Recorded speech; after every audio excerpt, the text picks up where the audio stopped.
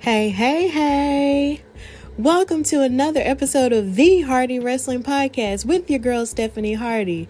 I am so happy to be back with you guys. I know I took a break for a period of time and didn't exactly say when I was going to come back, but I really missed y'all. I missed doing this show, and as I was watching wrestling, I was still enjoying everything that's been going on, but at the same time, there was so much that I had to say about so many different things that I couldn't just hold in anymore, and so many good things have been happening to me as well in terms of the podcast and everything.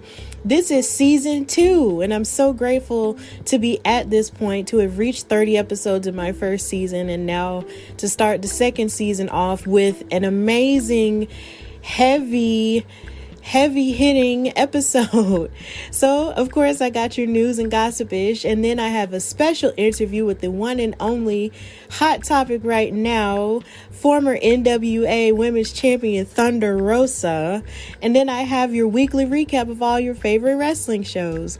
So sit back, relax, and enjoy this new episode of the Hardy Wrestling Podcast with your girl Stephanie Hardy. I'm back.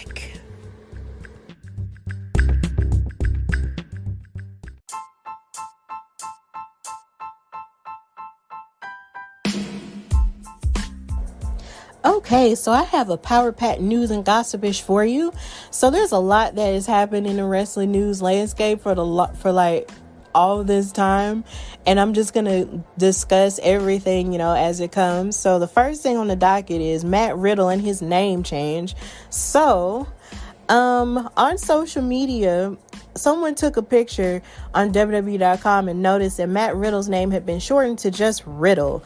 And a lot of fans were very unhappy with it because WWE has a thing for shortening a lot of wrestlers' names, because they did the same thing for Cesaro, because at first his name was Antonio Cesaro, and then they did it for Big E because when he first came up, his name was Big E Langston, but then they just shortened it. And then for Rusev, who's Miro now in AEW, he was Alexander Rusev, but then they shortened it to Rusev.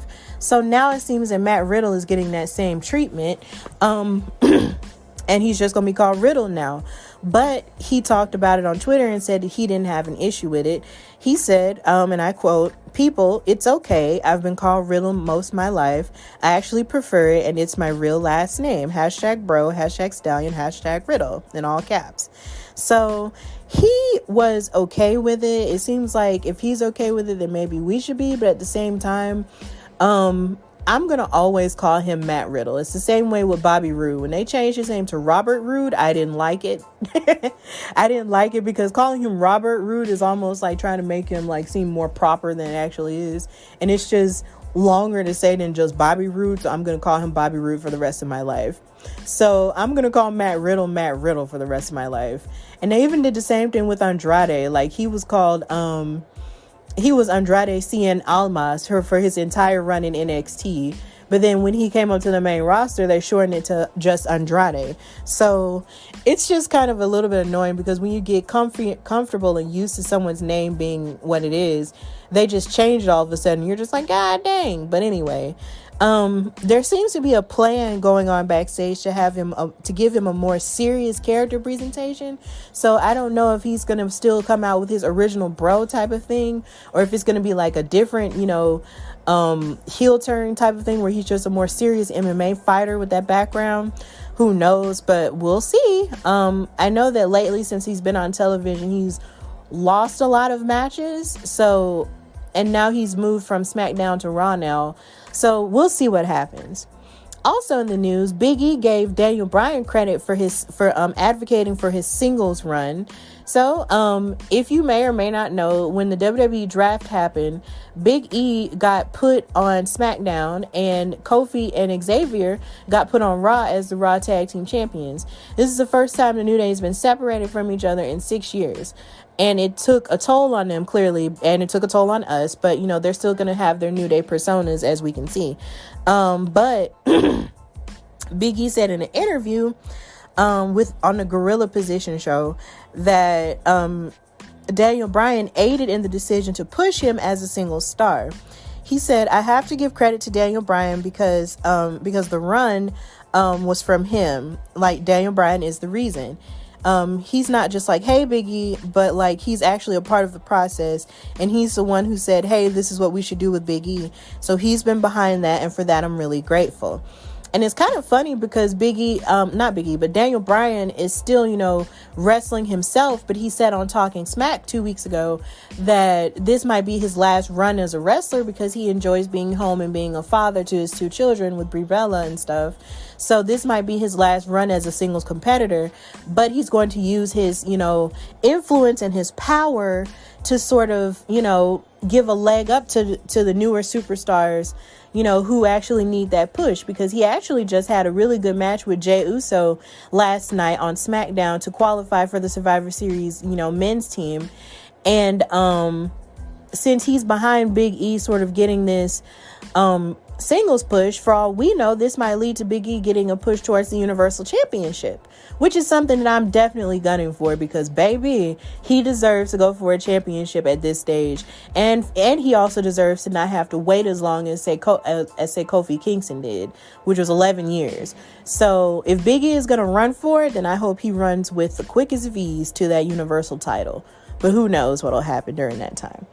So also in the news is the noted absence of NXT from the Survivor Series pay-per-view. So after Hell in a Cell ended, on Raw this week, they sort of did the full-on push towards what's going to happen for Survivor Series. And it seemed that they were only talking about Raw and SmackDown participating in it, and not NXT. And a lot of people were very upset about that, because after Hell in a Cell ended, we were really excited about the idea of all these triple threat matches that would take place with all of these champions. It's like, say for instance, if NXT were participating, you would have the match between Asuka, the Raw Women's Champion, Sasha Banks, the SmackDown Women's Champion, and Io Shirai, the NXT Women's Champion. And that would have been amazing. But NXT's not participating in Survivor Series this year like they did last year. And a lot of people were mad, but there was a statement released by Dave Meltzer of the Wrestling Observer newsletter. He said one of the reasons that WWE is trying to keep NXT talent away from Raw and SmackDown talent is to lessen the risk of spreading COVID-19 between the groups. And he also reported that apparently WWE doesn't want to present NXT as being on the same level as Raw and SmackDown, since it usually loses the ratings battle with AEW Dynamite on Wednesday nights.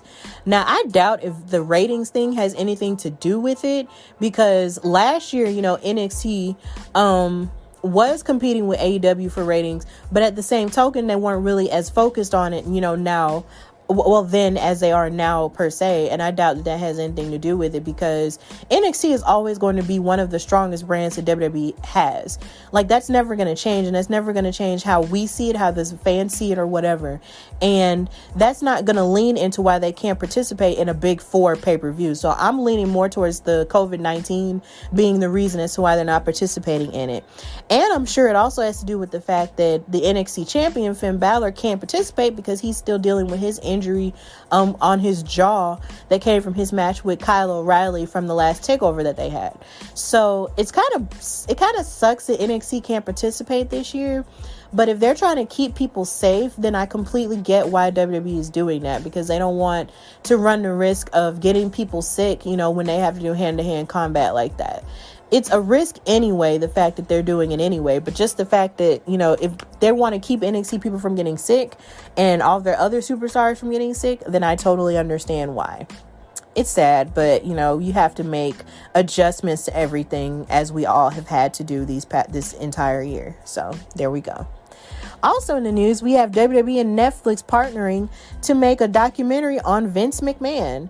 So, if you're a wrestling fan, or even if you're not a wrestling fan, you know that Vince McMahon is actually not probably the CEO of WWE, and he's been running this company for so very long, and now they're going to make a whole story about him and everything with a documentary. It's set to be, they announced it during their Q3 earnings call with investors on Wednesday, and that it will be produced by WWE and Bill Simmons, who also worked on HBO's 2018 documentary on Andre the Giant, which was really good. Chris Smith, who directed the Fire Festival documentary on Netflix, is going to direct the project. And of course, if you watch WWE television over the last 20 years, he portrayed, the evil boss dude too. Stone Cold Steve Austin, who was like the anti-establishment, discontented worker kind of person in their feud in the 90s.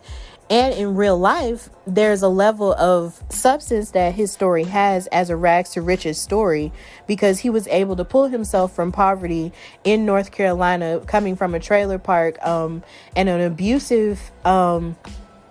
abusive relationship with his stepfather. And now his net worth is about $1.8 billion. So there's a story there as to how he was able to pull himself up from that type of upbringing to become, one of the most polarizing figures in all of wrestling today. So I think that's going to be a really interesting documentary to sort of put forth into the atmosphere. And then there's all kinds of different rumors that people hear about him, about not liking it when people sneeze, and whether or not, he likes burritos, or whether or not he knew what those were at a certain point. There's a lot of story to tell, and there's a lot of story to go into with his wife, Linda McMahon, who has delved into politics a little bit, and also his two children, Shane and Stephanie. So that's going to be really cool to see. Also in news and gossipish, we have the debacle of Booker T and his opinions on Sasha Banks and how it made everyone feel this week. Now, as a black woman, I will say that hearing a lot of things that he has had to say over the past couple of months about black female superstars like Naomi and Sasha Banks has been kind of disheartening, to say the least, because you would think that someone, who has a wrestling school in Texas and stuff would have positive things to say about black female wrestlers. But at the same time, I feel like a lot of what he had to say about Sasha Banks having an attitude, and her coming off as, rubbing him the wrong way because of her attitude was kind of counterproductive, because that's how a lot of people see black women anyways. Like, there's this stereotype in society that black women are angry, and that we always have an attitude, and that we always have a problem with something, and all of the above. Even when it's warranted for us to be angry about something or have an attitude, there's just this stereotype and this stigma. And I feel like him using those words could have been damaging. But as it turns out, it may seem that this was all a work just to get people riled up about their supposed feud on social media with each other. Because, of course, during the time in which Sasha Banks and Bayley were a tag team, they would say stuff on Twitter like, oh, we're better than the Hart Foundation, or we're better than Harlem Heat. And I think he was just trying to egg that on a little bit, and was all like, yeah, well, you're not better than me and my brother, and all this other stuff, because he started off in a tag team with his brother Stevie Ray and Harlem Heat in WCW, and they had massive success back in the 90s and stuff. But, Sasha and Bayley were just kind of hamming it up and, saying they were better than all the great tag teams of the past. And he may have, said this stuff and said that he didn't like Sasha Banks, or her attitude rubs him the wrong way because she thinks she's the best female wrestler ever. And he said, oh, well, she passed the test. She's supposed to, think that about herself. But he went on to say in that same interview where he said that on his podcast, that she is a special talent and that he appreciates what Sasha brings to the table. And you have to be able to go out and make people feel a certain way. And Sasha has the ability to do exactly that. And he also appreciates her willingness to push the envelope with her last two Hell in a Cell matches against Becky Lynch last year and Bayley this past weekend. And he said that she's not afraid to throw caution to the wind, and that she's willing to put it all on the line inside the squared circle, and that he appreciates that storytelling, and that she's a great storyteller, and that he's not going to deny that she's one of the best female talents that the company has ever had. So it looks like them beefing was a work. So I think I'm just not going to worry too much about it and sweat too much about it.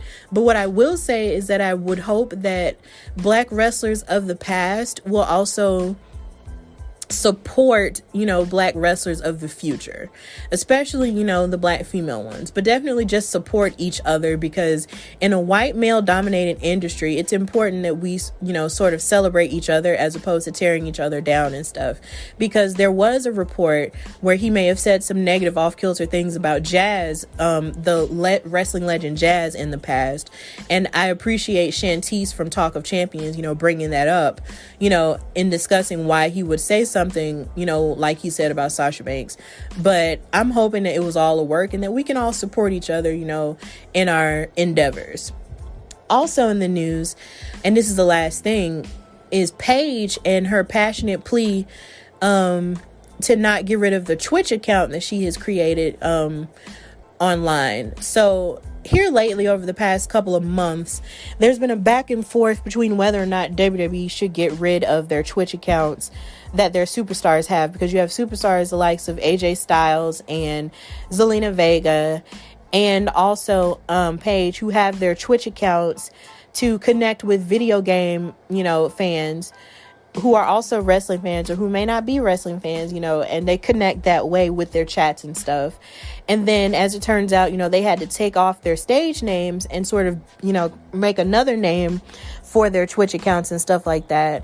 But now it seems as if, since this is the end of October, they've reached their deadline and now they have to suspend their accounts for now. And Paige, on Twitch, had a whole lot to say about it, and she was very upset. And here's what she had to say during, that Twitch that she had. She said, "I've honestly have gotten to the point that I cannot deal with this company anymore. I broke my effing neck twice for this company. They don't realize that this company isn't about subscriptions, dude. We've built such a wonderful community where this is an escape for a lot of people, including myself. I can't wrestle anymore. I was worked so hard in WWE that I can't wrestle anymore." She talked about her neck injury and how she got her dreams taken away from her, and that she had to have something that fulfilled that huge void that she lost with wrestling. And she found something that even filled a little bit of that void, and Twitch was doing such a wonderful thing for her. And if you're wrestling every day, and doing these shows every day, that's fine. But I'm an injured wrestler. I cannot wrestle anymore. I get used for media stuff sometimes, but at the end of the day, I'm in my house and I'm going crazy. I need something to keep me sane, and Twitch was my escape from that. And she said even though she appreciates, her tenure with WWE and the job that she still currently has, she doesn't believe she's being treated well, because as you know, or may not know, she was general manager on SmackDown for a little while during the first brand split that they had. But then once they ended that sort of brand split, they kind of took her off television, and you would only see her every now and again. And the last time you really saw her a whole lot was when she was advertising the biographical movie that they made called Fighting With My Family.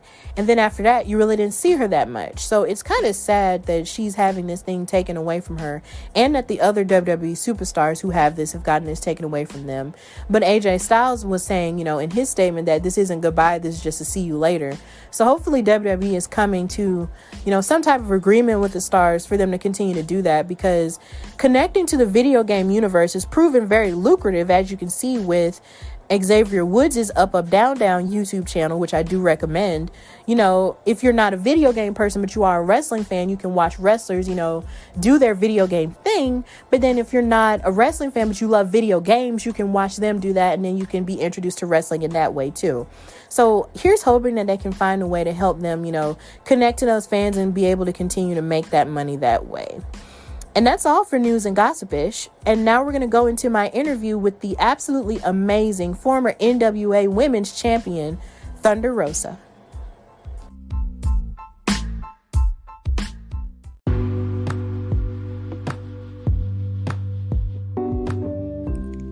Hello? Hello, Thunder Rosa. Hey, you can hear me? Yeah, I can hear you. Okay, good. Hey. Sorry, I just got out of practice, so I was just downloading this thing real quick, and I was like, oh my god. Oh, well, it's okay. Thank you for coming on to my show. I really appreciate it. Thanks for having me. Of course. So I'm going to start with the one question that I ask all my guests. I'm going to ask you, when did you fall in love with wrestling? When I was old. I was 26 years old. I'm doing a podcast. Because my husband is asking. We all just got here from the gym. Oh, okay. Yeah, I was like 26, 27, and that's when I'm like, all right, this is what I'm gonna be doing for the rest of my adult life, pretty much. Okay. Well, what exactly made you want to pursue it as a career? When I actually started making good money, more money than what I was making at my real job, that was like, there's some good potential here to make a good living out of it. I mean, I knew it was gonna be hard, but I knew it was not gonna be impossible. Right. Okay, so what was training in wrestling like, and did you have any past fighting skills that helped you transition into wrestling well? You were just talking about how you did just come from practice, so how did you, if you ever had any fighting skills, how did you like incorporate that into your wrestling career? Girl, hell no, I didn't have nothing.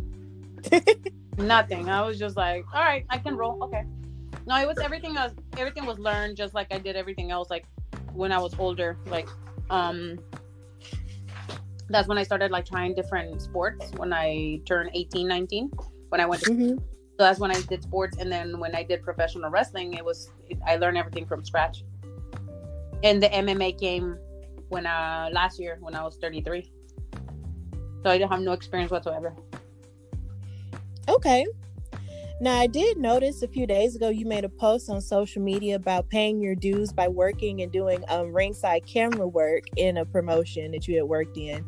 So what other jobs did you do in the independent wrestling circuit to pay your dues before you were able to hit the ring? Ring crew, security, cleaning bathrooms, taking the tickets, ring girl, food, anything. Pretty much every position.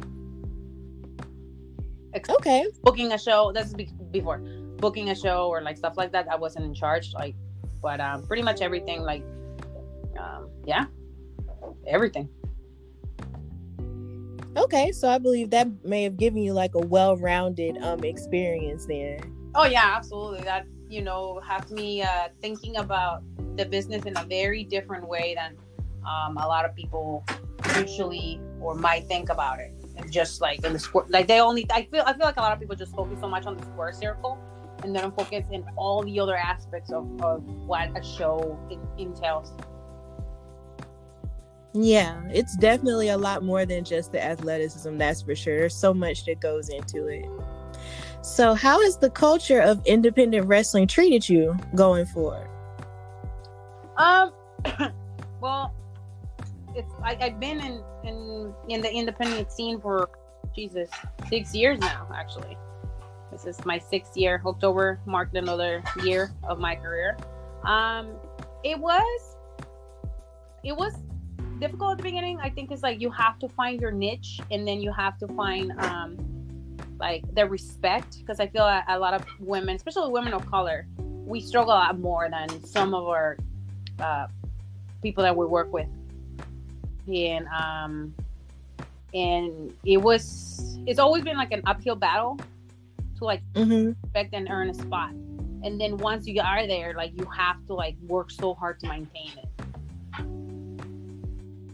Right. I imagine that it would be like, I've heard like a couple of stories where it might have been harder for women to sort of go forth and pursue it. But I feel like, once you know that that's what you want to do and you don't want to give up, then that just gives you the motivation to just keep pushing and keep going. So I mean, this business is designed for men. It's run by men. It has been run by men for the last 100 years. Right.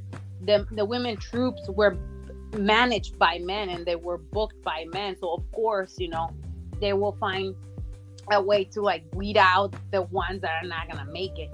And that's what usually happens. A lot of the girls that sign up with me or sign up at the same time that I started school, they never finished the course, and they never really like pursue it all the way, because it's hard. I mean, it's a grind when you don't know anybody and you're trying to get an opportunity. It's a lot of traveling. It's a lot of like knocking on doors. It's a lot of no's. It's a lot of sleeping on people's floors, like not knowing where the next place that you're going to be sleeping in. Like a lot of that stuff, a lot of unknowns, and a lot of people are very uncomfortable. There was a one point in my career, I think it was like my 2nd or 3rd year in my career.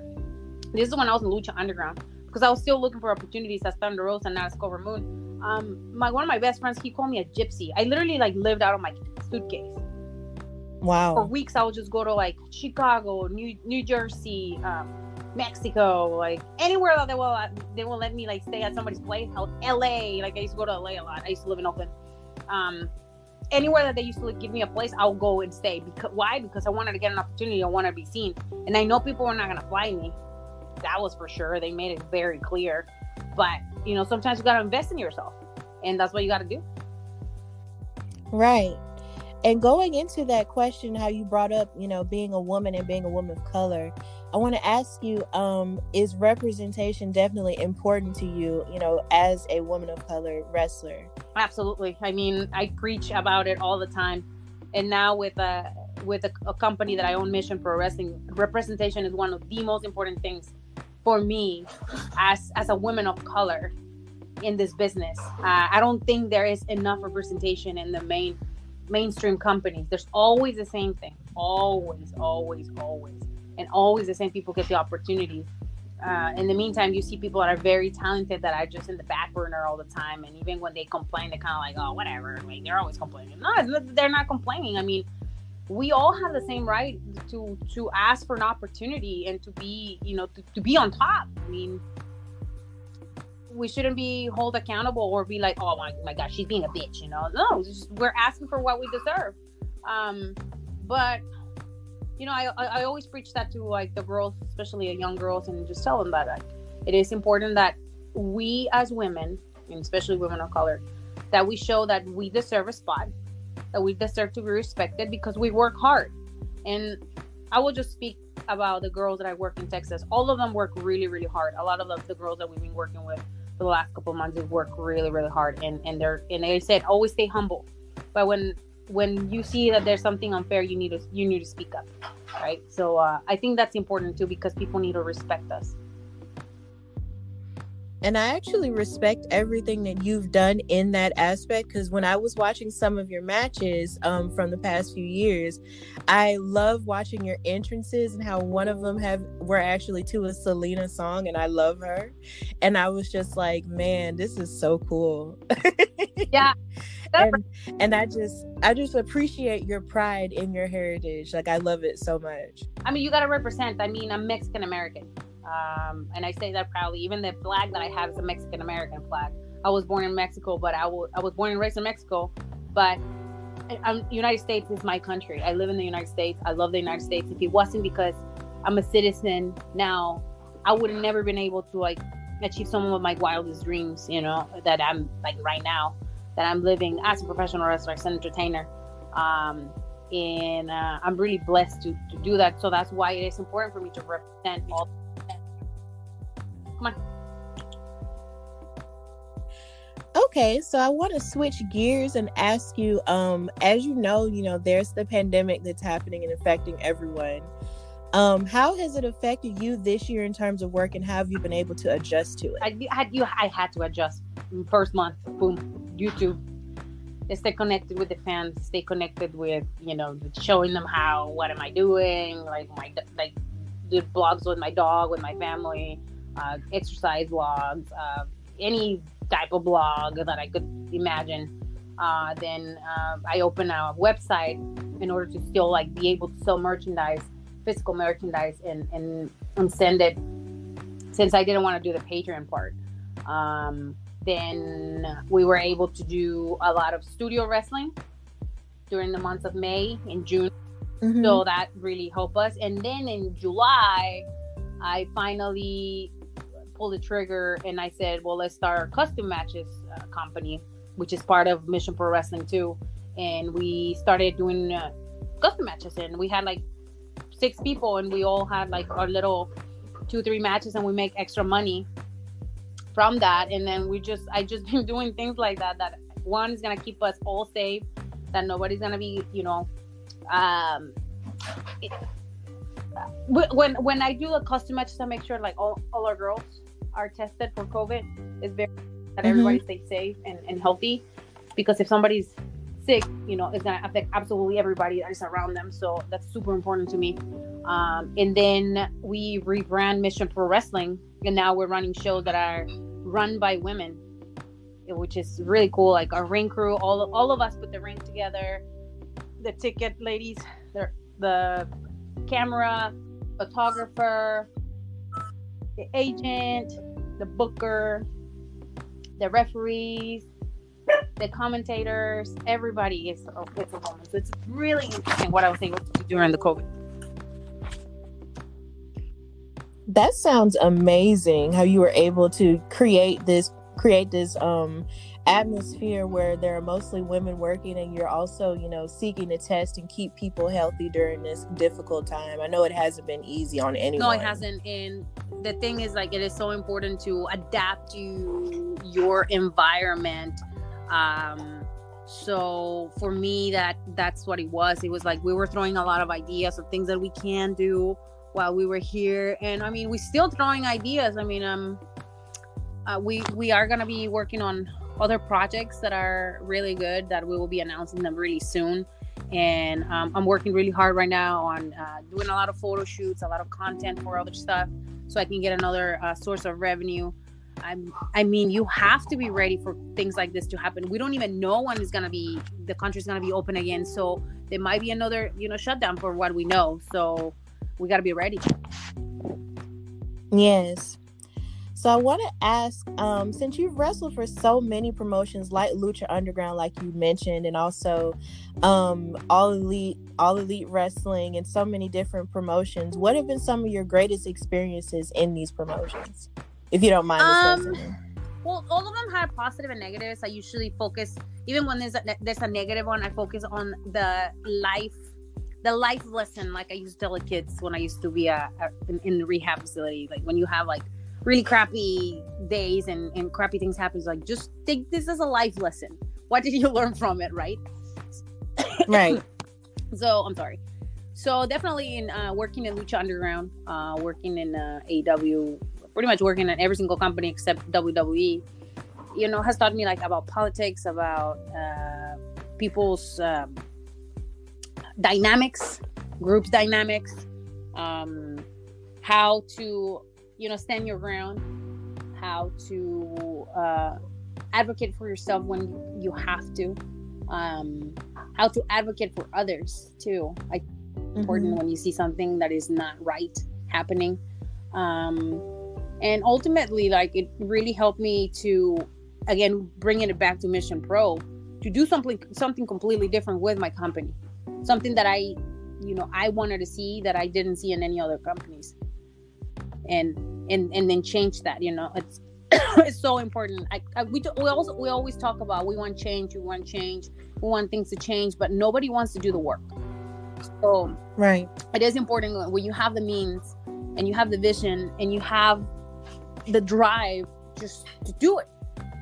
Otherwise, somebody else is gonna do it and you're gonna be like, man, I wish I would have done it. And like, honestly, with Mission Pro, like, we are doing it, and it's happening like so quick and in such a positive way that even when I'm having like really hard days, I'm like, no, this is what I was put in this world, and it was to make an impact on other people's lives. And now it's like women of different sizes, colors, backgrounds, and everything. And it's I'm amazed by how the camaraderie this is becoming, because a lot of the women haven't worked in months because of the pandemic. And what we're doing is creating not only jobs, but hope that we can, even in this very difficult times, we can do something for ourselves, and we can move forward, and we can stay positive. Especially right. if professional wrestling is your passion, and is what drives you. I can't tell you enough. Like, for example, my friend La Rosa Negra, she was on the shelves for a long time. And I told her, hey, I have a show. Are you interested in coming? She was like literally one of the first ones that wanted to come in. And ever since she wrestled on September 19th, when we had our first show, she's just like text me every day. It's like, I can't wait for November to happen. I can't wait for November to happen. Because she's so excited. Just the fact that she's around people, that she was able to make really decent money, that she was able to like just have that connection with the fans again. It just brought her life. And we're working on something really amazing. We're actually I'm going to Puerto Rico to work with some of the ladies out there. So to like, spread the gospel of like how you can be an independent contractor and in times of color, in times of the pandemic, so it's really cool. Like the things that you can create when you have a vision, and it's a positive vision, is not only like, oh yeah, I'm gonna make all this money for myself, but it's like, let's make change, and let's create like a real collective of women that are willing to put the work and do something different for this business, to change the landscape of the business.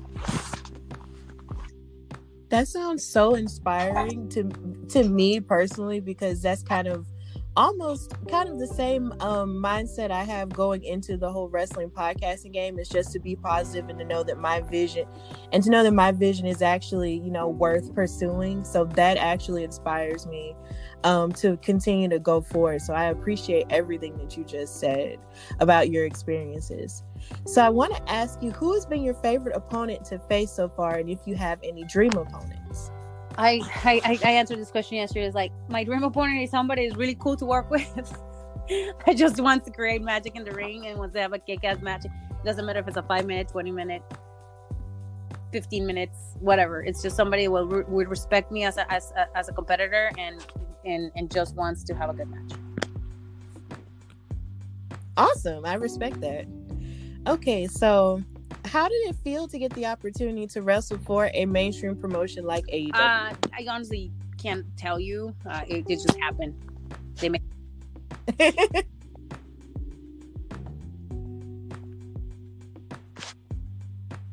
Hey, yeah, I'm here. Hello? Okay. You said it just happened? Like, literally. Okay. You asked me how did it feel? Oh, I thought how did it happen? I was like, oh, I don't know, it just happened. No, I said, how did it feel? Stoned out. I don't know. I wish I would have wrote like every single day that I was in Jacksonville the first weeks, so I could have like say how it felt. It was kind of like surreal, honestly. I remember I was taking pictures of the day when we did All Out, and I was just thinking to myself, I'm like, wow, like I am about to be in a pay-per-view for one of the major companies in the world. I'm gonna wrestle their champion in a 15-minute match, which is very unheard of. Like, a lot of the girls don't get a lot of time on TV, and I was able to get time on TV. So it was like, I feel blessed, and I was overwhelmed with a lot of these feelings of gratitude at that moment. I remember I went that same day. I went and cried with Dustin, just telling him how grateful I was with life and with just the opportunity to be there in such a big arena and such a big stage, and that two women of color, just Japanese and Mexican American, were gonna be headlining in a pay-per-view. And as you know, it's just like start looking back at your career, at your experiences, like at the worst that you've been, like when you went to like a small town and you were like wrestling in front of 3 people. I mean, we didn't wrestle in front of a lot of people anyways because of the whole pandemic, but Drago always makes a cameo on my podcast. But I felt really good. It felt really, really good. I'm really proud of what we accomplished, and I'm ready to do it again. I'm ready to main event any show. Like I feel like I'm ready, and I just want to keep showing that to the world. Well, I'm ready for you to do more, because seeing you wrestle is definitely like I feel like I'm looking at one of the greatest, in all of professional wrestling, like right now. Like, I love it. So I definitely look forward to you doing a whole lot more, whether it be on television or otherwise. Like, I'm really excited for you. So I want to ask you, what do you feel about the direction of women's wrestling at this stage? I think that we as women don't have a lot of say in a lot of stuff, It's all the people that are in power are the ones who still kind of like hold us back. I've seen it in every single company that I worked. The one that it was a little forward, I will say it was Lucha Underground. We did a lot of intergender wrestling, more than 101 with female wrestling. And a lot of people were like, well, that was stupid. It's not believable. But honestly, it was like the most progressive thing I've seen in all the... I still like, it really saddens me that I still see like 3-4 minute matches on TV. But I understand. Again, I always preach that if we want time on TV, if we want to be respected on a national level, we have to perform on a national level. The matches need to be great. It has to be good storytelling. It has to be crisp, and it has to be good. Otherwise, again, they will be like, like let's just, let's give them like 5 minutes so they can feel like we're being equal. But that's important. Like as women, as athletes, as performers, we need to perform. We need to perform, and we need to demand that respect, and we need to demand that those spaces that we deserve. At least when I speak it for myself. And this is what I tell people that I train. This is the people I tell that when I run I'm like blanking out. When just people that I teach and people that I coach or whatever, I really tell them that I'm a very big advocate on that, and I'm telling you, MMA has taught me that you're never gonna get a win if you're like doing things halfway. You're just not. Right. So it is very important that when you go and train, that you give your all, because how you train is how you're gonna have your matches, and it's really hard sometimes to like pass that on to like people that you're teaching, because everybody has a different drive, and my drive has always been, you have to succeed, you have to excel. I'm very critical of myself, especially now, even more at the level that I am. I don't want to plateau. I don't want to feel like, well, I got a name now, I got followers. That doesn't mean absolutely nothing. Somebody else next week is going to come and be like, oh yeah, she's the flavor of the month. See where I'm going? So it's so important to me that we as women, we need to like ask that from the bottom up. And like, again, a lot of the things had to do with politics. So I personally don't like getting involved in politics, but sometimes you have to. Mm-hmm. And I feel like what I'm doing right now with Mission Pro is kind of punk rock. I kind of like on the side, kind of like just stirring the pot, because it is important. We need to create spaces that are run by women in order to be like, see, this is successful. You can totally run something successful. And don't give me the whole evolution. We're gonna do one show because it's trending on Twitter. No, evolution needs to happen. Evolution show needs to happen twice a year. Right? I agree. So I preach equality, and we're gonna preach, yes, we're gonna do this. You gotta like put your money where your mouth is. That's it. And to me, that's it, man. Like, if I'm gonna support anything, I want to support something that supports somebody like me, an athlete, a professional athlete that gives everything every time she gets in the ring. Because I feel there's a lot of talent and they feel that way, but they're just, again, going back to what I was saying earlier, they're just on the shelf, not doing anything.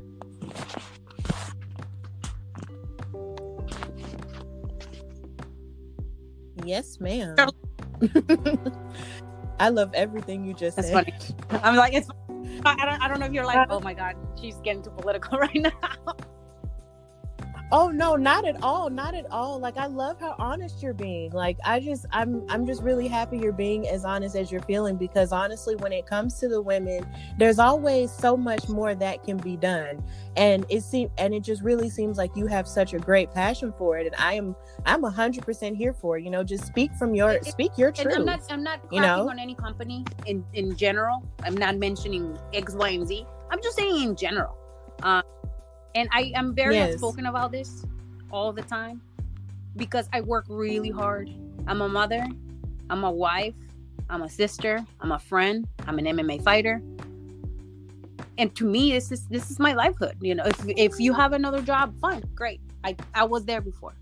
But I chose to step out of the regular civil job to become an entertainer. and I want to entertain. I want to have the same respect. I want to earn the same money that the male wrestlers do, because I can cut promos. Right. I can wrestle. I can fight. I can do everything he does.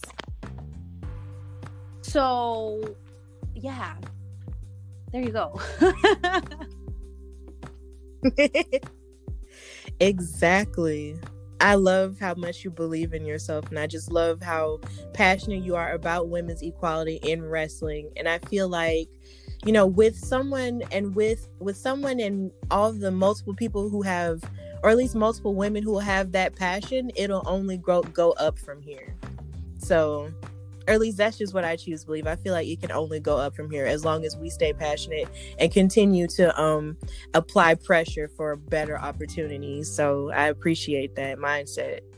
I have one last question for you. And it's just, you've won so many championships and competed against some of the greatest talents in the world. What do you think the future holds for you? Well, as I was telling you earlier, I'm a visionary right now, and I am totally like dive in on this, on production, on creating a new environment with Mission Pro Wrestling and making it a really successful business for 2021. I honestly, like I said, I'm gonna be working with NWA for the next year, and so that's in terms of wrestling. That's pretty much it. We'll see what the future holds for my storyline in NWA. But I'm committed to teach and coach the new generations of professional wrestlers. Talking about men and women, because men need to be on the sidelines with us, supporting us, for us to make a change in this business. And I'm talking about not only because of what happened with the Speak Out, but making real change, and where like we respect each other as human beings. And that we don't feel uncomfortable going to certain places or certain promotions, and really working with other promoters, especially here in the state of Texas, working with other promoters so we can have something cohesive, and we can, if we have issues as the ones that happened before, that you know, spark the fire on my husband and I and my friend to change and rebrand our promotion, that we can teach them that things can be done right. And we can all work together. I think that's one of the things that we're doing, and like I said, I'm really happy to be working with some of the greatest people in the world, Jazz and Rodney Mack. They're like helping me, and in terms of like, you know, there's a lot of products changing that mindset and just working together with other people to make the scene better, because it's only gonna create more openings for the people that we're teaching, the people that we're coaching, the people that we are, you know, putting our time. And I don't know. I mean, like I said, I have like a couple projects that you'll probably know pretty soon once like things get all settled and everything. And but I'm very optimistic for 2021, regardless if we're gonna be struggling still with the pandemic. I'm really optimistic. Like I said, I'm training for MMA. I'm getting ready for a fight. The date is coming up. Probably in the next couple months, they're gonna give me a date and an opponent. So I'm like, right now, I'm just like focusing my training on staying in shape, staying in fighting shape, staying in ring shape, mentally, to be the strongest that I can be. Because no matter what happens, no matter what is being thrown at me, I know there's a reason for life to do that. And instead of like complaining and whining and dragging, yes, I will complain for like 3-4 days, but then after that, I will surrender that, and I will be like, all right, now I gotta work harder, not only physically but like spiritually and mentally, because that can derail you from everything, from absolutely everything, and all your goals and everything. So that's my goal for 2021, is become a better person, a better wrestler, and a better fighter. And like those goals that I have said, like I want to win my first fight finally, pro fight, because I lost mine last time. Completely continue to be successful in professional wrestling in any aspect. If it's in being a ring announcer or doing any other aspects of professional wrestling, that's one thing I want to do. Teaching, I love teaching one-on-ones and teaching other people professional wrestling, and again, preaching the gospel of equality and respect that is very needed in this business. And I'm not just talking about the old school mentality of respect, the real respect. I respect you as a human being, and let's move forward. So yeah, girl, I don't know if that's like, it's really vague, but but that's what I'm gonna be working for 2021.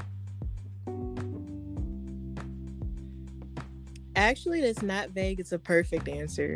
And it's the perfect way to end our conversation. I just want to thank you so much for coming on the Hardy Wrestling Podcast.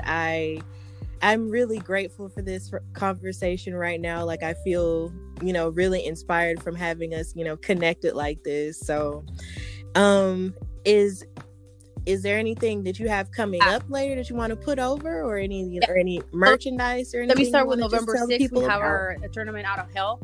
You guys can watch it on titlematch.com, titlematchnetwork.com. Or if you are in the Texas area and you want to drive, you can definitely come to Buda, Texas. You can purchase the tickets at missionprowrestling.net. You can also find our merchandise there.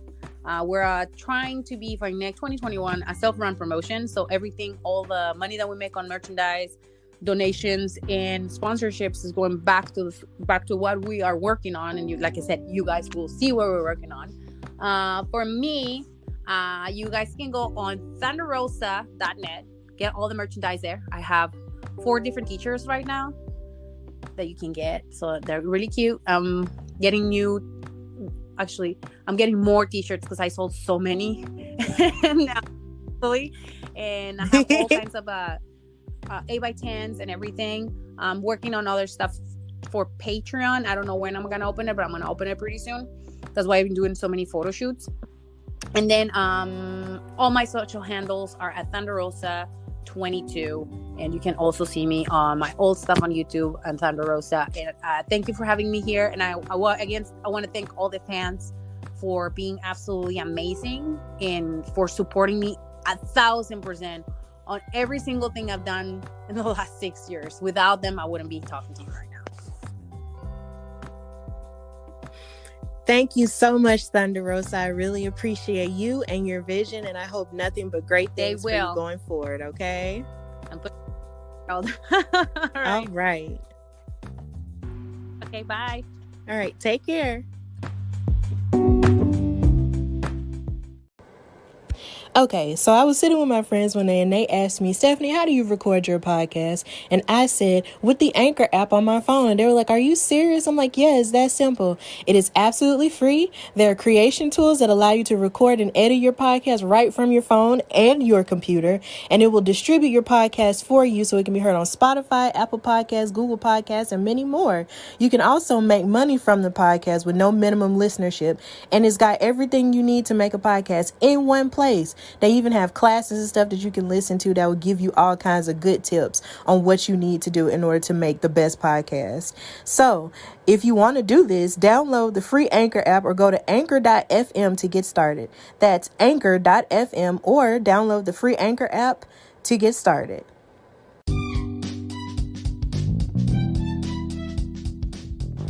So once again, I want to thank Thunder Rosa for coming on my show and talking about, her future and her journey towards wrestling, and also talking about how she wishes to foster the new generation of female wrestlers and how she's going to go on in her journey. Thank you so much. So now we're going to discuss the weekly recap, and we're going to recap Raw, which of course took place in the WWE Thunderdome. And we're going to discuss what's going on with the women. So during the elimination tag match between the Hurt Business and Retribution, Mia Yim posed a distraction by scratching a whole lot and acting as if there was something possessing her, controlling her. And that was really weird. And I don't know what her code name is in Retribution, so we're just going to leave that for when I discuss the match as a whole. And then also with the women, we had Nikki Cross versus Lacey Evans versus Lana versus Peyton Royce. And they were fighting for a spot on the Survivor Series women's team, which had been announced by Adam Pearce. He announced that the team would include Shayna Baszler and Nia Jax, your women's tag team champions, and Mandy Rose and Dana Brooke. So whoever won this match would get a spot on the team. So there were lots of moving parts, and everyone was fighting each other, without trying to focus on just one person.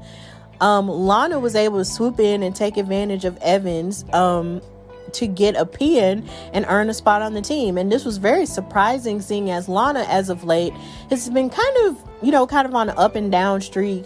She was able to become number one contender for the Raw Women's Championship, but wound up losing to Asuka.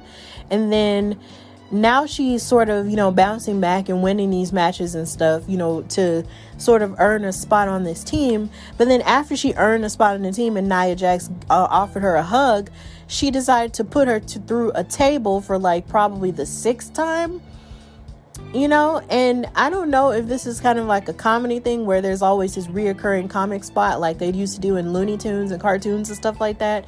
But it's just kind of getting kind of old, because you would think that Lana would learn from her mistakes and learn that Nia Jax just wants nothing more than to just smash her through a table, but I guess she just never learns. And I don't know if this is a joke, from behind the scenes because they're trying to punish her or whatever, but I hope they're not trying to punish her. But at the same time, it just seems like every time she gets an up moment, she gets a down moment, and it's just kind of odd. So I don't know what's going on with that. Also, I feel like I felt kind of slighted because it seemed like there were more men's qualifying matches on Raw than it was women's qualifying matches. They just sort of put women there. And that kind of disappointed me at first, because I was just like, so y'all aren't going to have qualifying matches? Y'all are just going to like put these people there, and then whoever wins this match will just be on the team, and that's just it. Like, that just kind of felt lame to me. But then again, there's really not that much you can do with Naomi being out, Charlotte being out, and Asuka being champion and her having to face Sasha Banks. So, I mean, hey, whatever.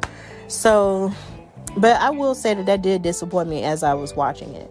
Also, with the women, you had Alexa Bliss, participating in the Firefly Funhouse, and her sort of debuting her new look as sort of like this female fiendish character, because as you know, the Fiend has these gloves on that says hurt and heal.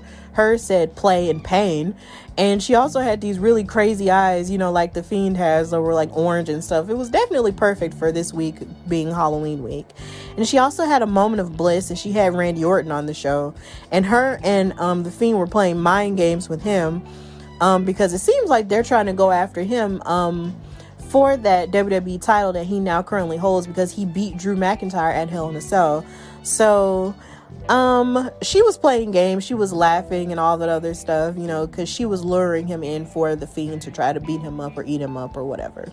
And that's pretty much all that happened with the women, which is kind of disappointing, because I feel like the Raw women's division has kind of been on a struggle bus lately, and I just hope that everything can just get better, because they really deserve more to do than just to be centered. There's just more that just needs to happen with their women's division.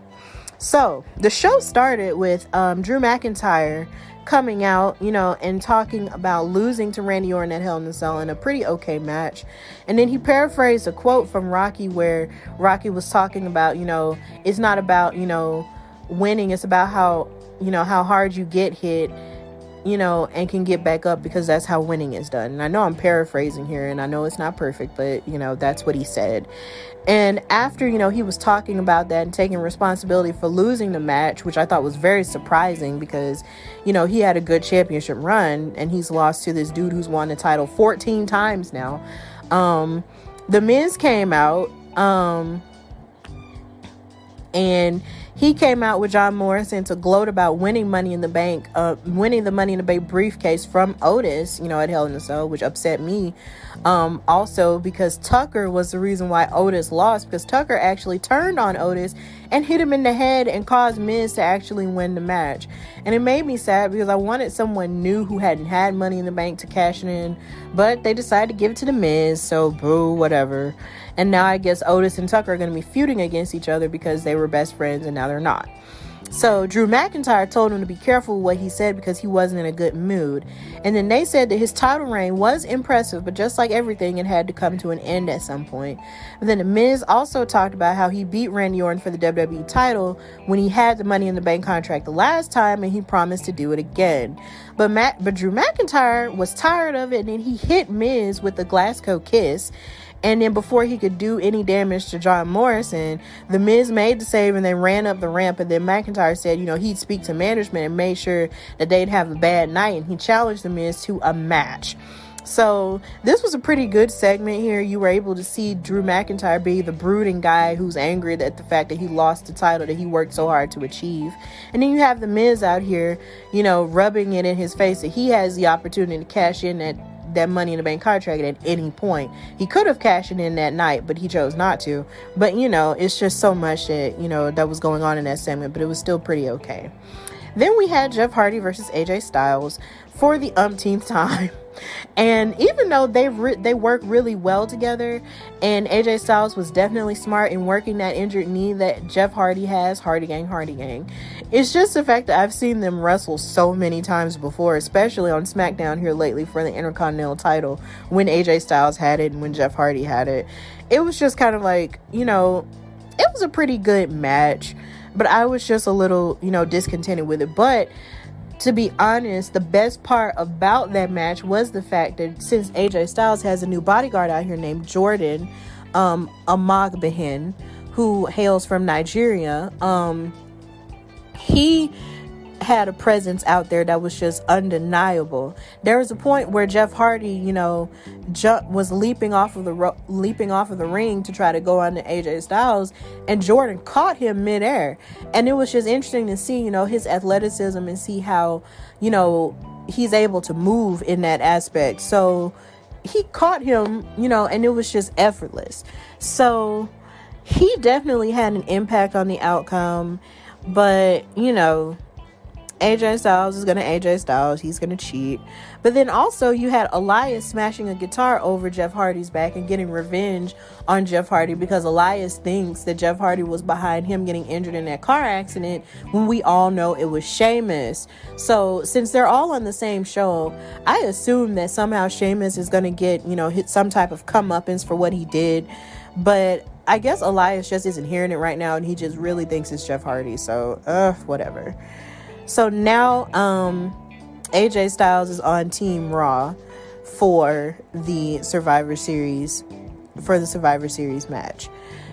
So we're going to go on. And Lucha House Party was in a match against Drew Gulak and Akira Tozawa. And this kind of passed by really quickly. And I will be honest, there was a point where I didn't necessarily sit and watch this entire part because I was actually in the middle of doing something else.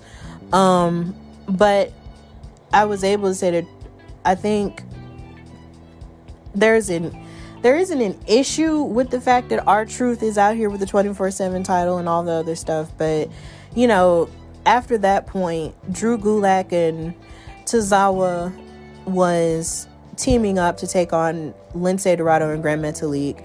Tozawa started with a stiff right hand and Dorado tagged Gulak, and then for a double team move, and then there was but then Drew Gulak bent Dorado backwards over his knee, but then Lince Dorado broke free and hit a face buster. But then R-Truth came running down with little Jimmy at ringside, and Tozawa tried to pin him for the 24/7 title, but then Truth kicked out and threw him into the barricade, and there wasn't a disqualification, which I thought that was very strange because usually when there's an interference, there's a disqualification there, but it wasn't.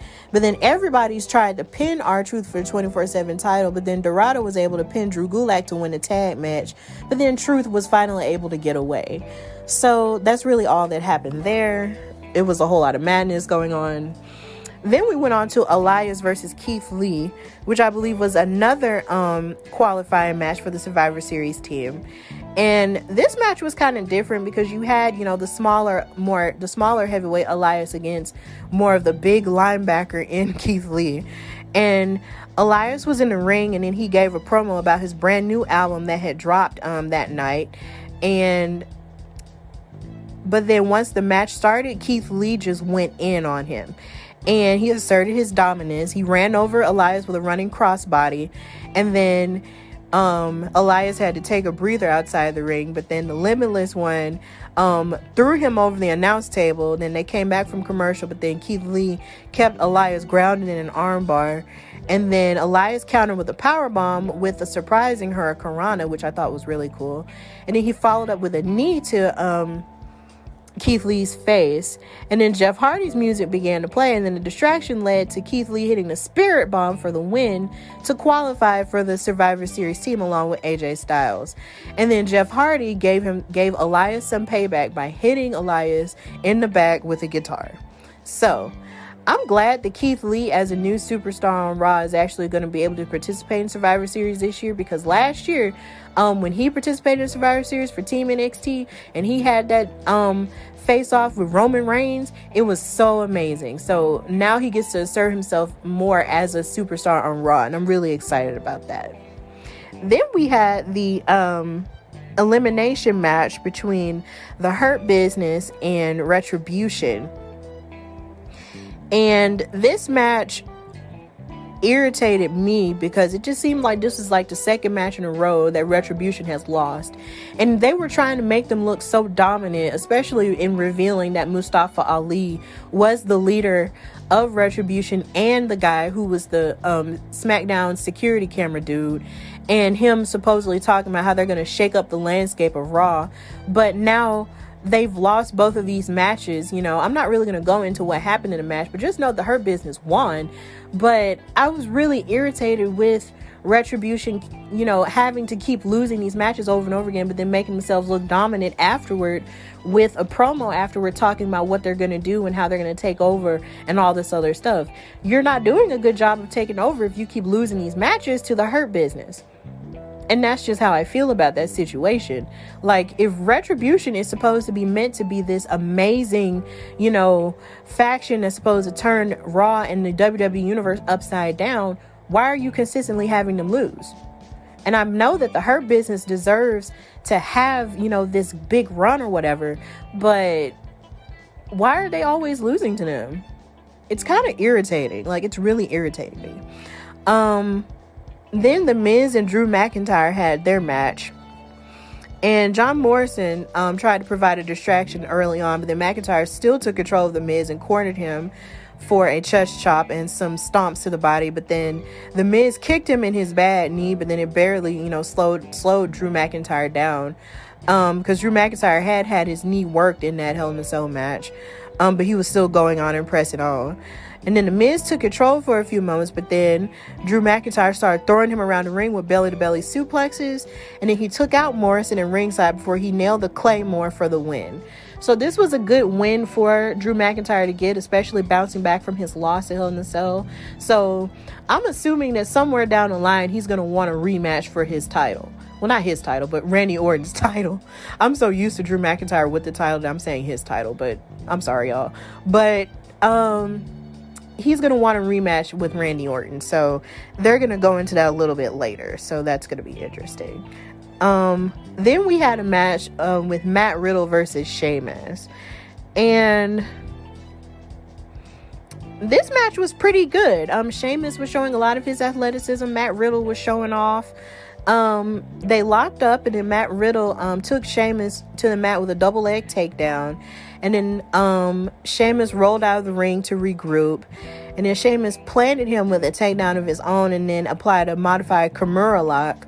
And then Matt Riddle countered with a gut wrench suplex. And then Sheamus put him on the apron for the beats of the Bodhrán.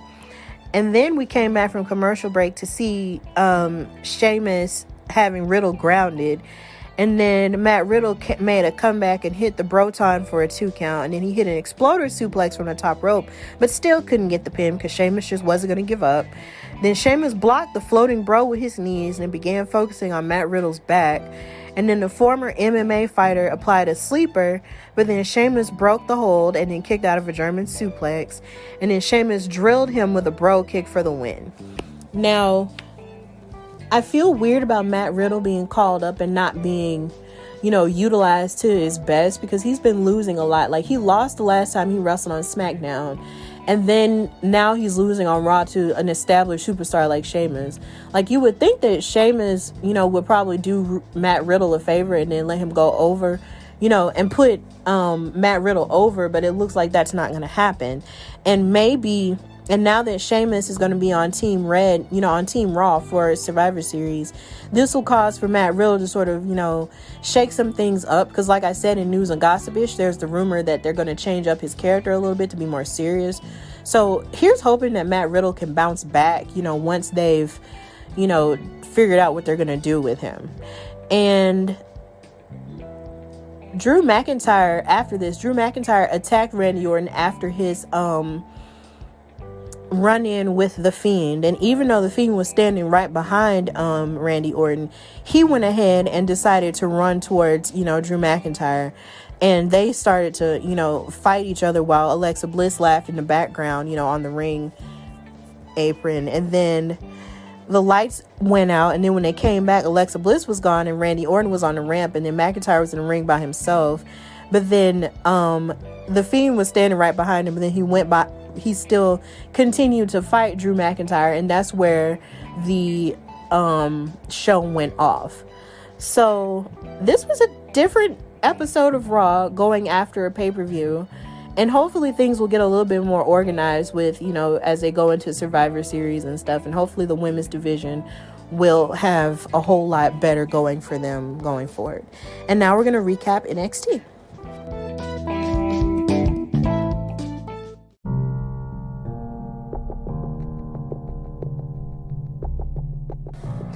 Okay, so now we're going to recap NXT. This was a special episode of NXT, like it wasn't a takeover. It was Halloween Havoc.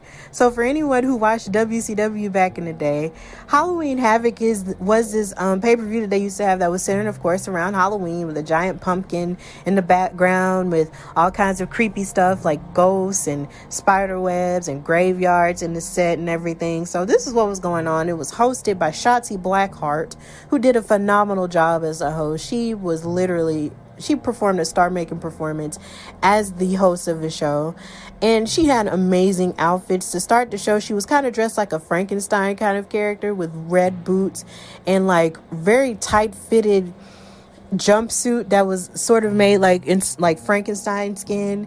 And then she also had this amazing outfit that was sort of black, kind of put you in the mind of Morticia from the Addams Family. And then you also had another outfit that was like a red devil outfit as well. She just really, did up the Halloween thing, and it was really cool to see. Her hair was on point, her makeup was on point. She just looked really beautiful, and she did a fantastic job as the host. So to talk about the women's matches, we had two stellar matches by our women. You had Rhea Ripley versus Raquel Gonzalez, the two big heavyweight women. They did such a phenomenal job. I love this match. Raquel surprised me because the most we've ever seen Raquel Gonzalez do is sort of be the muscle to Dakota Kai, kind of like the Diesel to Dakota Kai, Shawn Michaels. So we never really saw her, wrestle a full-on match like this before. And against someone like Rhea Ripley, who has all of the experience and is a former NXT UK and NXT Women's Champion, you thought that Raquel wasn't going to show this much, but she actually did show a lot of her strength here, and it was great. She started by asserting her strength advantage early against Rhea Ripley by power bombing her into the glass panel. She continued to wear down Rhea with the physical offense, with kicks and all kinds of stuff and punches. It was crazy. But then Rhea Ripley hit her second gear, and then she didn't look back. She reversed out of a one-arm powerbomb attempt with a head scissors takedown, and then she gave a big boot and a riptide to follow and set up the big victory for her. Like I said, this was a great showing from the both of them. They slugged each other around, threw each other around, punched each other, and all of the above. Like, it was a really good match, and Raquel Gonzalez did an amazing job.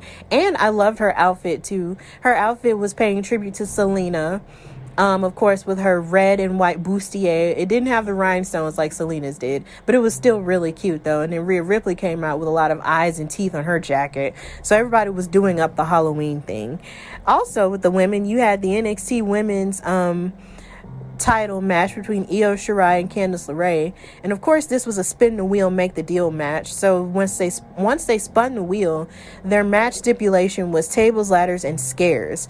So this basically meant that there was lots of different scary stuff that they could have used, like different body parts, like fake body parts, but fake body parts underneath the ring, and all kinds of creepy things that they could have used to win the match.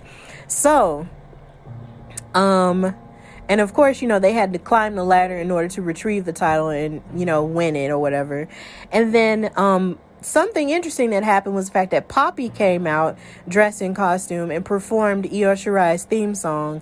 And my boyfriend was really excited about that because he loves Poppy. So he was just really crunk about that. So they spun the wheel, and then they went right for the ladders and chairs. And this match was really brutal. They were trying to, something that I thought was really impressive, I think is more and more impressive, is Candice LeRae's penchant for matches like this, because it seems like not only is she really good at selling getting hit or running into tables and ladders, but she's really good at being very vicious in these matches too. And I loved her costume, which also matched Johnny Gargano's costume. They were Jack Skellington and his female love interest in The Nightmare Before Christmas. Don't kill me. I've never really, I've watched that movie one time, but didn't watch it all the way through. So I don't remember a whole lot about The Nightmare Before Christmas, but I do know that their outfits were, tailored towards that sort of look, and it was cute. But, they both were really impressive in this match. They did lots of damage to each other. They finally started setting up ladders, to retrieve the championship. But then Io Shirai missed a moonsault and landed leg first on a steel chair. But then Candice LeRae took advantage, going after the bad leg of Io Shirai, which is a smart thing to do, until Io Shirai planted her spine first on a standing chair. And then it got worse for them as Candice LeRae hit a swinging net breaker on Shirai through a pair of tables. It was crazy. And then there was a figure in a ghost mask that ran in to help Candice LeRae, which I could assume is probably Indy Hartwell. But then Shotzi Blackheart stopped her in time. So she wasn't just the host. She actually was able to be like a ram in the bush for Io Shirai. And LeRae was still at the top of the ladder after all of that happened, but then Shirai recovered and knocked her off the ladder through another ladder, and then Io Shirai was able to retain the title and retrieve it from the top of the roof. But this match was really good, and I hope this is the last time that Io and Candice fight each other. So, yeah, both of these women's matches were really fire, and I was glad that the tables, ladders, and scares match actually main evented, because I always love when my women main event shows. So the show started with the NXT North American Championship match between Damian Priest and Johnny Gargano. And like I said, Johnny Gargano came out dressed in his Jack Skeleton gear. And then Damian Priest came out, with his regular Rockstar gear and pants. But he came out with a different entrance, with a live guitar entrance. And on Instagram, he did say who the person was who played for him. And he stated it was a dream come true that it happened, and that there's a silver lining in him losing the NXT North American Championship. So this match was a Devil's Playground match after they spun the wheel. So they quickly went for weapons. Johnny Gargano grabbed a kendo stick, and then Damian Priest found a nightstick. And then they fought each other into the backstage area through the frightening stage props. And Gargano used everything, including a garbage can, at his disposal. And they battled each other to the stage where the wheel was set up. And then and then, of course, who I think is Indy Hartwell again, attacked Damian Priest with a steel pipe. And then Johnny Gargano smashed a tombstone over Damian Priest, and then knocked him off the stage into a mausoleum. And then he was able to get the pinfall victory. And now Johnny Gargano is a 2-time NXT North American champion. So, this happened, and I was a little bit disappointed that Damian Priest lost, because it felt like he only just won it maybe a month ago or so. But Johnny Gargano, one of the Garganos, has to have a title now, so I guess it has to be Johnny. Now, I don't know if this is going to cause a rift between him and Candice now, but here's hoping that it doesn't, so much so to the point to where it makes them separate. But Johnny has a championship, Candice doesn't, and that's something that they're going to have to, discuss. So there's that. Then Pat McAfee came out and introduced the group that's going to take over NXT.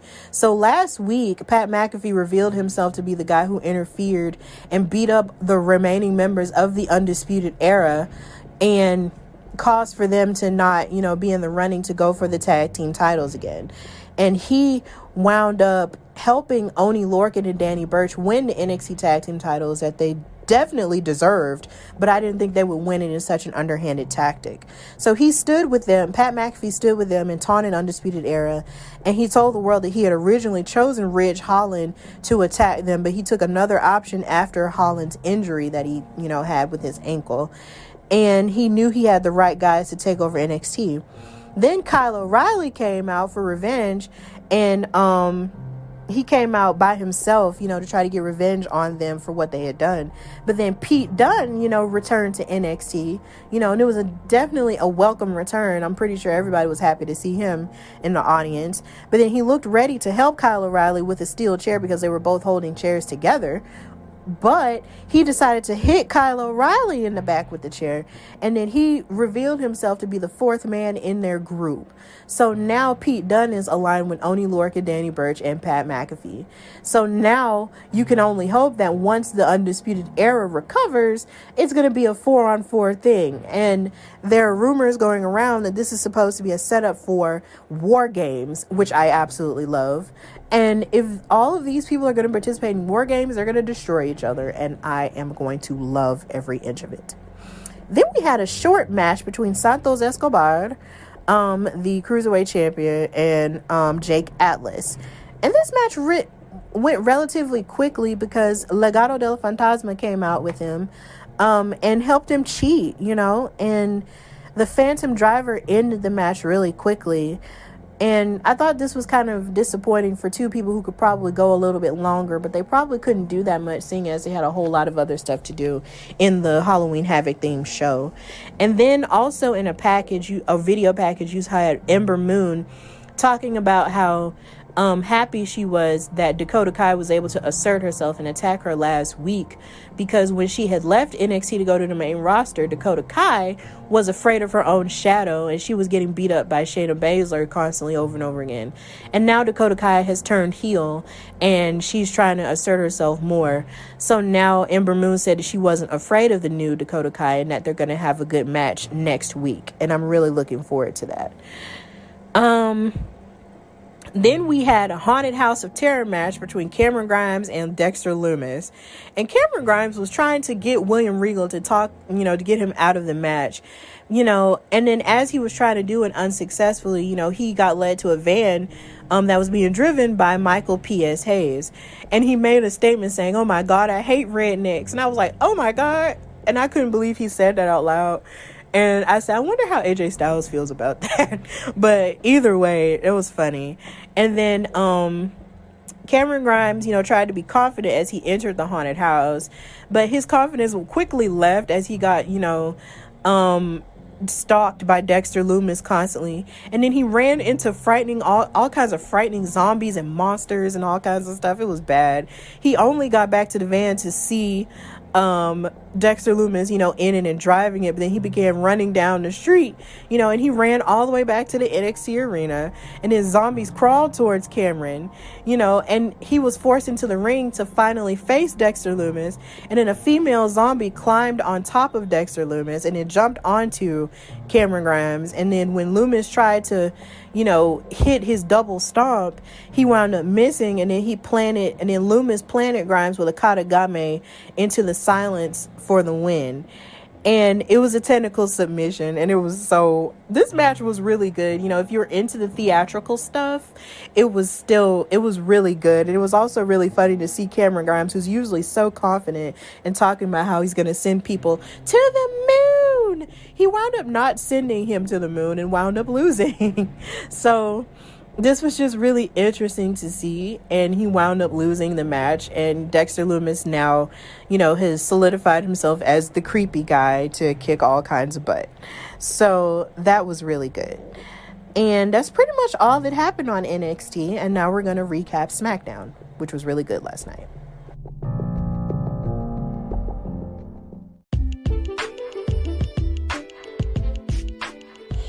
And now for our last recap, we're going to recap SmackDown from last night. Now, in comparison to Raw's women's division, SmackDown's women's division has been on fire. And I mean absolute fire. When I tell you Bayley and Sasha Banks tore the house down at Hell in a Cell for the SmackDown Women's Championship, it was awesome. Like, it was so awesome. And I was just really happy to see that Sasha was able to go in, in her white outfit that was camouflaged, just like her first Hell in a Cell outfit that she had against Charlotte Flair. She went in and they were vicious with each other. They were, innovative with the weapons that they used. They were calling back to some of their older matches and stuff with the Bayley to Bellies and all that other stuff.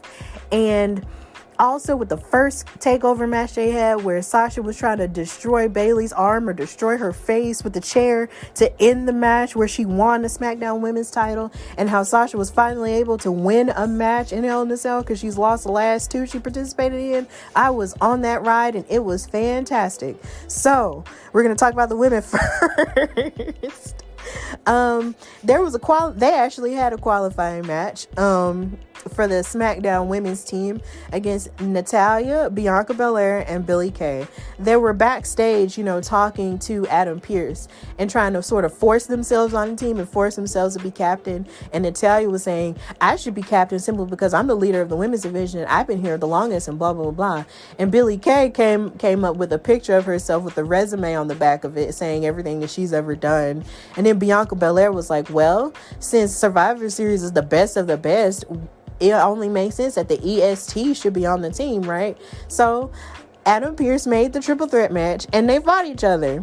And there was a point where during this match, there was a dual submission that Bianca Belair was suffering at the hands of Billie Kay and Natalya, and she did not tap and stuff. So there was a point where Natalya looked like she was going to get the win on Bianca Belair with her spinning clothesline and the move that she does where she likes to slide and punch people and then step on them while she's running and stuff like that.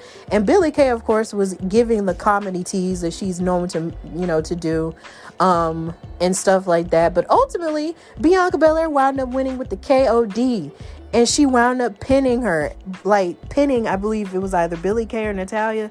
I think it was Natalya. But she wound up winning, and now she's the first member on the Women's Survivor Series team, and I'm so happy for her.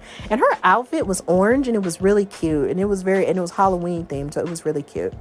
Then afterward, they had a Carmella promo. And if you may or may not know, Carmella has gotten this new gimmick where she's the untouchable sort of rich girl, thing. And she sort of dropped the whole dancing fabulous gimmick, the Princess of Staten Island thing. She sort of dropped that. And now she's more like this glamorous model type girl.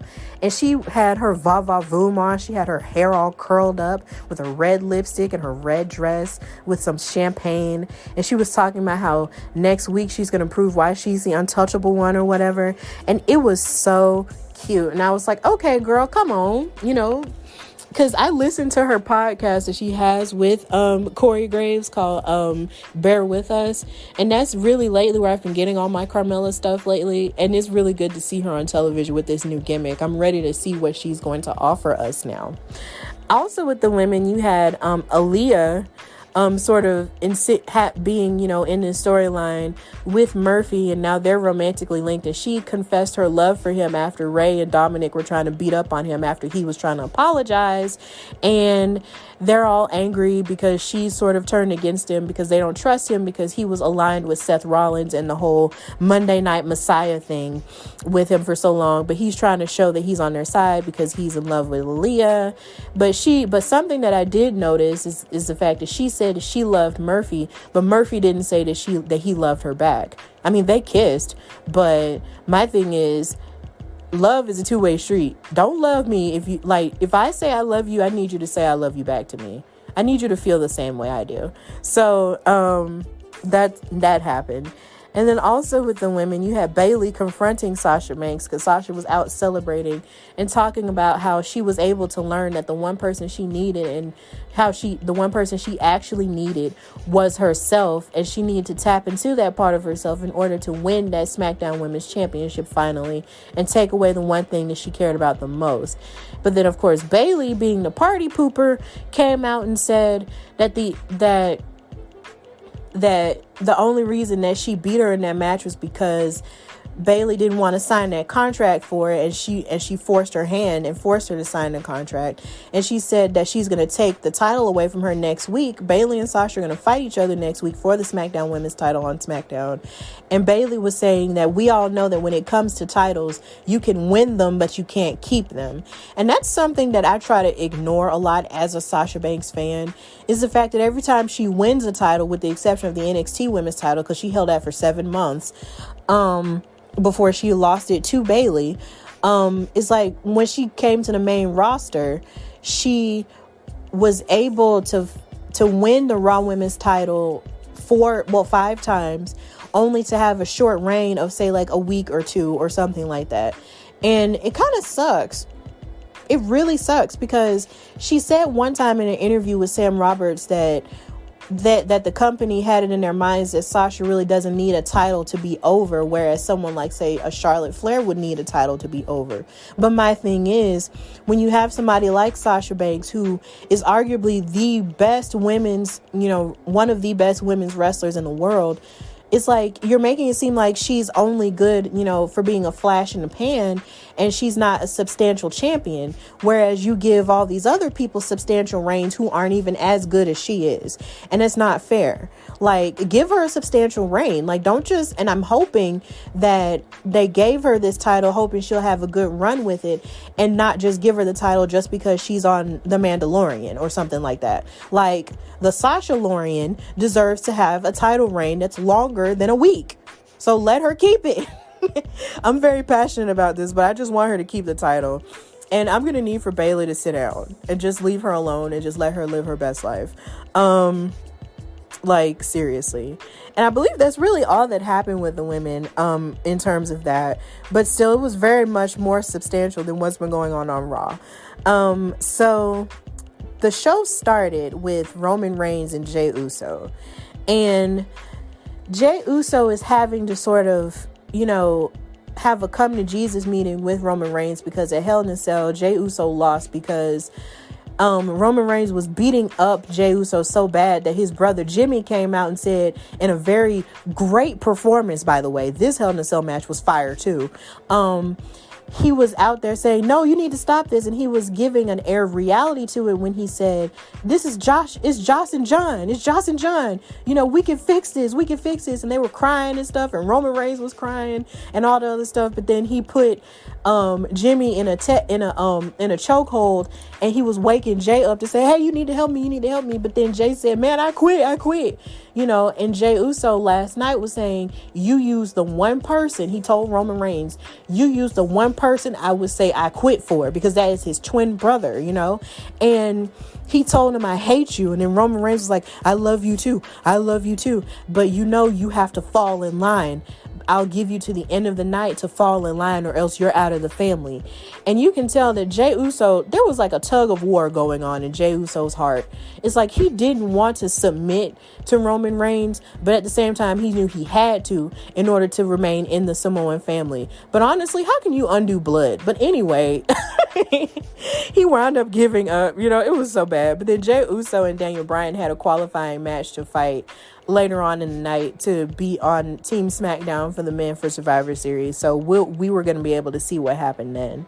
Then Kevin Owens and Dolph Ziggler had a match against each other to qualify for Team SmackDown and Survivor Series. And this match was really good. And Bobby Roode came out with him, and tried to interfere in the match, but the referee, ejected him and sent him away, and he didn't come back. So they were able to have a fair match, and this match was really good here. Dolph Ziggler was showing a lot of his strengths, going forward, and Kevin Owens was able to fight back, through all of the, offense that Dolph Ziggler was giving to him. And Kevin Owens ultimately wound up winning the match. And it was really good. And so now Kevin Owens is on Team SmackDown. And then Corey Graves had a sit-down interview with Lars Sullivan. And I didn't care too much about this promo because there's really nothing that WWE can do to make me care about Lars Sullivan, especially since everything's come out about him being a weird, somewhat racist, somewhat homophobic person who has a very checkered past, and I'm just sort of over him. I mean, he was trying to give off the impression that he's this scary dude that likes to beat up on people who like to hurt him, which I get, but at the same time, I'm just sitting here like, nothing WWE can do will ever make him matter to me. It just won't. So we're just going to skip that. Then, of course, there was the segment that Murphy had with Seth Rollins and Aaliyah and Rey Mysterio. And Seth Rollins, of course, was egging on the fact that that Murphy used to be underneath his wing and that he needs to come back and that he would even allow Aaliyah to be underneath his wing. But then he refused. And then Seth Rollins sort of left, once Dominic and Rey Mysterio came out there to sort of, beat up on him for taking Aaliyah away. And Aaliyah was just refusing to go out there with Rey, to leave with Rey because like I said earlier, she said she loved Murphy and they kissed and stuff. And as much as people online talk about how much they hate this storyline because Aaliyah is like 19 years old, about to turn 20, even though she's technically still legal, but at the same time, with Murphy being as old as he is, around 38 or 39 years old, they're still a cute couple. I feel bad for saying this. But they're a cute couple. And I think, if they're going to be a couple, at least they're going to go all in on it. So, hey, whatever.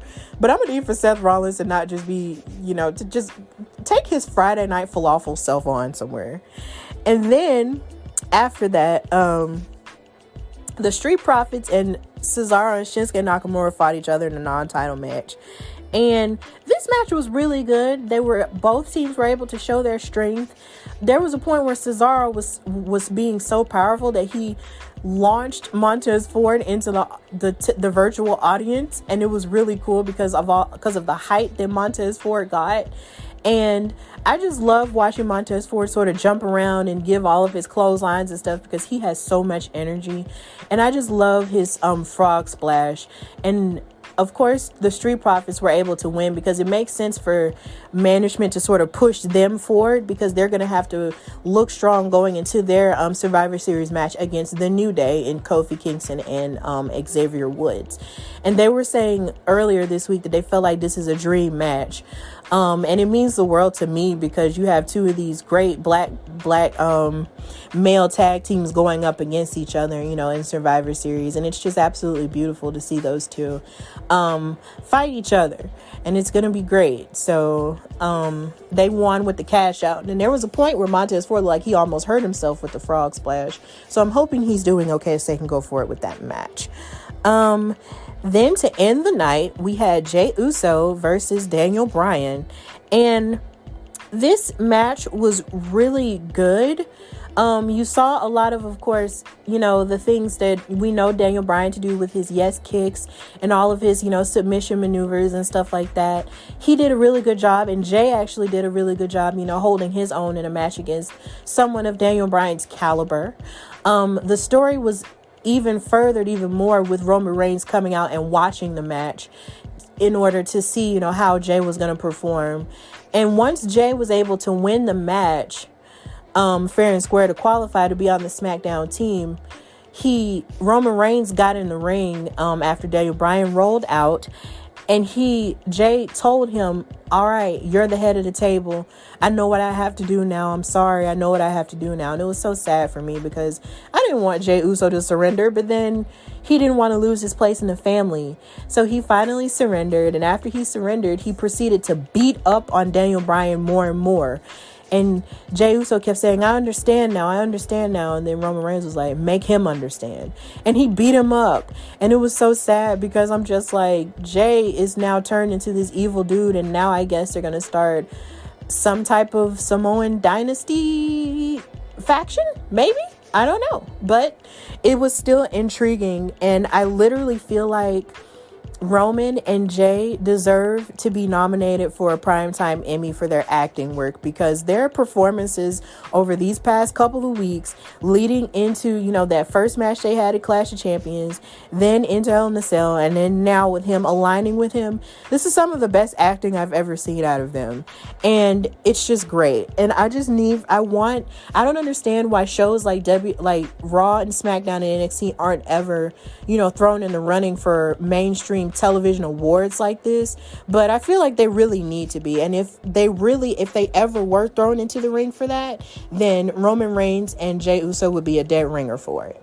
So that's all for our weekly recap, and now we're going to go to the conclusion.